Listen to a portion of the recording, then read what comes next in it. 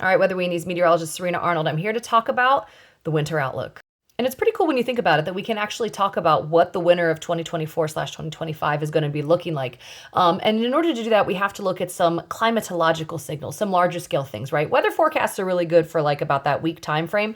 But beyond that, we have to do something different.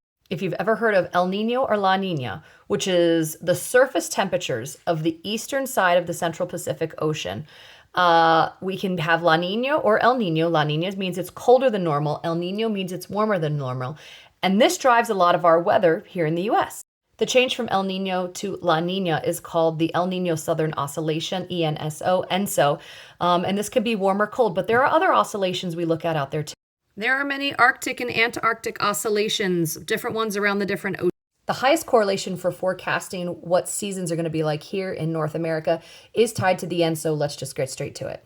According to the Climate Prediction Center, La Nina is favored to emerge in September through November. There's about a 60%. Remember, this is the difference from normal for these eastern Pacific water sea surface temperatures. We're sitting very close to neutral right now. We are forecast to drop to La Nina conditions, not a very strong one, and then rebound up again. And this is done in 3-month segments.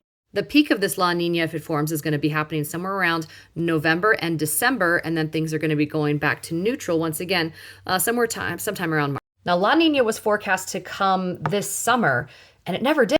So this makes things difficult for forecasting long-term what's going to be happening in the winter, because how is this going to be different if we do fall into La Nina versus if we stay in this middle ground of La Nada?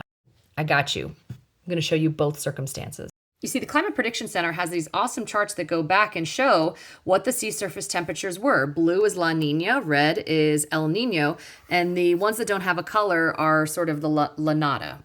So I went back, and what we found was, what are the times that we were in La Nina versus El Nino? So these are all the years for La Nina, these are the La Nada ones, and these are the El Nino years. Now, I can put those years into an amazing government data set that your tax dollars pay for to help tell me anomalies. And so I'm going to group together all these years. I'm going to group together all the El Nino years, the La Nina years, and the La Nada ones, and see what is the anomaly? How are those years different than normal? So these are all going to be laid out in this way, showing what we can expect if we are in Nina conditions.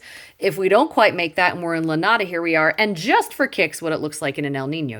So for November La Nina years, temperatures across most of the United States are slightly above average, with definitely a center here in the upper plains.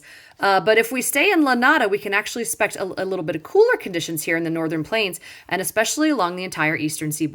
Come December in Nina years, that temperature does drop through, the entire northern United States, all along the eastern seaboard, only seeing a little bit warmer when you get like close to the Four Corners area. But if we stay in La Nada temperatures, we can actually expect things to be a little bit warmer on the eastern half. Come January, things are warming up nationwide if we are in Nina conditions. If we are Nada, we can expect a little bit cooler out west. But look at this massive difference if we were in El Nino. You see, especially in New England, La Nina winters are colder and front-loaded with the snow and the winter weather rather than on the back half. In El Nino years, we get our winter much later. So saying this once again, if it's La Nina, which it's forecast to be, typically in New England, it's typically cooler and snowier earlier on, and things warm up in the later half. And this trend continues. So if you are in New England, this is what the average February La Nina temperature is. But look at these differences out west. These are the big snowstorms out in the Rocky Mountains. This is a fun time for everybody west of the Mississippi if we're in Nina. If we are in Nada conditions, we see that things are actually a lot more calm and normal. But El Nino gives a lot cooler temperatures in the southeastern U.S. March, once again, things are just warm in the eastern half. They're cooler in the western half, unless we are in La Nada phase, which we might be transversing, back into come the March timeframe. And we might see some colder temperatures here come in very late in New England and across the entire northern United States. So in summary, when we look at just temperature, I'm expecting a warm November nationwide. Come December, temperatures should drop a little bit more in the northern United States. Come January, things warm up all over the U.S. once again. And things should be cooling down for like February, March in northern and western United States. Now let's look at storminess. You know from my book, The Weather Story, that high pressure brings nicer weather, clear conditions, and you need low pressure to have the presence of clouds and storms. So November is in a La Nina year, typically a little bit more stormy, a little more cloud cover when we're looking to the north. Things are a little higher down around the Four Corners in the southwestern United States. But if we're staying in a La Nada, we can actually expect more higher pressure almost across the entire U.S. Come December, we see that kind of degrade a little bit, seeing a little bit of lower pressure focused kind of around the Great Lakes.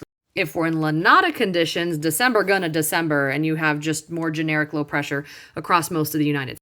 El Nino years for us New Englanders, right? Like, we don't get the snow in December on El Nino years. It doesn't come until after the new year because of all that high pressure. January in La Nina and La Nada conditions, seeing high pressure build off of the Pacific Northwest. But once again, just a general storminess to the north. High pressure to the west really doubles down here in February in Nina or Nada years. But if we are closer to La Nada, looking at much more storminess across the north, this is where you get more of these record snowfall years across the northern U.S. In March, pressure's a little bit lower, west, northwest. Once again, big snows in Colorado for Nina years. Generic high pressure across La Nadas. And once again, seeing lower pressure in El Nino because we get the late winters in El Nino here in the northeast. So for storminess, by looking at pressure deviations from normal, seeing that northern, northeastern, earlier snow, early kind of weather, but then winter really sinking in west of the Mississippi when you get later on more towards like the January, February, March timeframe. That's like Rocky Mountain snows. The last thing we're going to take a look at here is precipitation. So on these given years, how is precipitation different? Because if there's no water there, like it doesn't matter, right? You're not going to get snow. So November tends to be drier for the southern and eastern United States, a little bit more damp for the northern United States here in November. But if we are in La Nada conditions, then we're looking at a little bit more moisture in the southwestern United States, maybe a tiny bit drier through the eastern. Here's December, Nina conditions. So a little bit drier here as we go across the north. Not super high correlations, right? We're not off the charts here. But if we stay in La Nada conditions, well, now this is going to be much more interesting for the northeast for snow. For January, things dry out across the southern half of the U.S., a little bit above average for the northern. La Nada conditions, which I don't think is going to be happening this time of year, but I mean, once again, these things are a little bit unknown. If we're in a La Nada, now you've got a little bit more precipitation in the southeastern United States. February, very dry out west. And not the case here across the entire eastern United States if we're in La Nina. La Nada has a similar pattern. You can see it's all just shifted and tilted a little bit more. So this makes its way, the dryness more into the mid-Atlantic region, and that extra moisture is pushed a little bit further south. For March La Nina conditions, which I think we're going to be phasing out of by this time, looking drier to the west, a little bit more moisture through the central eastern United States here. But if we are in La Nada conditions, which are probably going to be a little bit more likely at that time, it's actually pretty bland through here. A little bit of increased moisture through the southern United States, but otherwise nothing crazy. Now, don't forget, this is looking at like long-term, large-scale, climatological. We're looking at very big time frames. This isn't going to take into account those one-off types of storms. So don't forget that big snow we had in 2023. I had over 30 inches of snow at my house in March.